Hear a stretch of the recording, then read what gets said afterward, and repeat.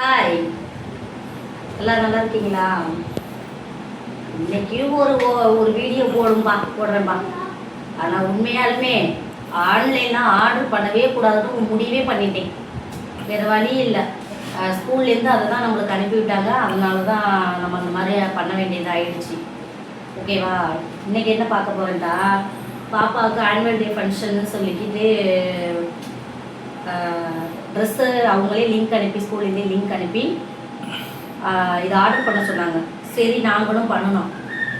பண்ணினா ட்ரெஸ்ஸாக வரணும்னு பார்த்தா துணியாக வந்திருக்கு. துணியானா இங்கே பாருங்க, தெரியுதா?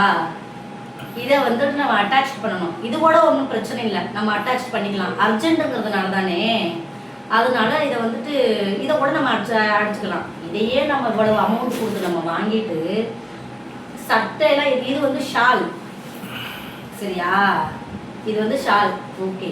அதுக்கப்புறம் இது வந்து ப்ளவுஸு, ஐ மீன் சட்டை, சட்டை. இது அப்படியே ஃபுல்லாகவே துணியாக இருக்கு. இது எப்போ நம்ம கொடுத்து எப்போ நம்ம தச்சு, இது வேலையாது. ஆன்லைனில் எதுக்கு தான் இந்த வேலை பார்க்குறாங்க? அதனால் எனக்கு புரியவே இல்லை. ஆனால் முடிஞ்ச வரைக்கும் இந்த ட்ரெஸ் கலெக்ஷனில் வந்துட்டு ஆன்லைனில் மட்டும் நீங்கள் வந்துட்டு தவிர்த்துடுங்கன்னு தான் நான் சொல்லுவேன், சரியா? பாருங்கள், ட்ரெஸ்ஸை பாருங்கள். இதுதான் ப்ளவுஸு, இதுதான் சட்டை, இது வந்து ஷால். அதனால் இதை ரிட்டர்ன் போடலான்னு இருக்கேன். ரிட்டர்ன் போட தான் போகிறேன். இதை வச்சு என்ன பண்ண முடியும்? இதை வச்சு ஒன்றுமே பண்ண முடியாது. பாவாடையை மட்டும் நம்ம ஸ்டிச் பண்ணிக்கலாம். இதை மட்டும் நம்ம ஸ்டிச் பண்ணிக்கலாம், அவ்வளோதான். மற்றபடி அதை கொண்டு இனிமேல் கடையில் கொண்டு கொடுத்தா அவ்வளோ அமௌண்ட்டு கொடுத்து அதை வாங்கி மறுபடியும் அந்த சட்டைக்கு போய் நம்ம தனியாக தையக்கூலி கொடுத்து நம்ம இது பண்ணணுமா?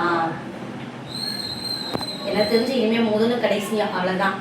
ஓகே, இது ஒரு நல்ல பதிவு. உங்களுக்கு தெரிஞ்ச இதை வந்துட்டு நீங்கள் ஷேர் பண்ணுங்கள். என்னன்னு பார்த்துட்டு எனக்கு கமெண்ட் பண்ணுங்கள். ஓகே, பாய்.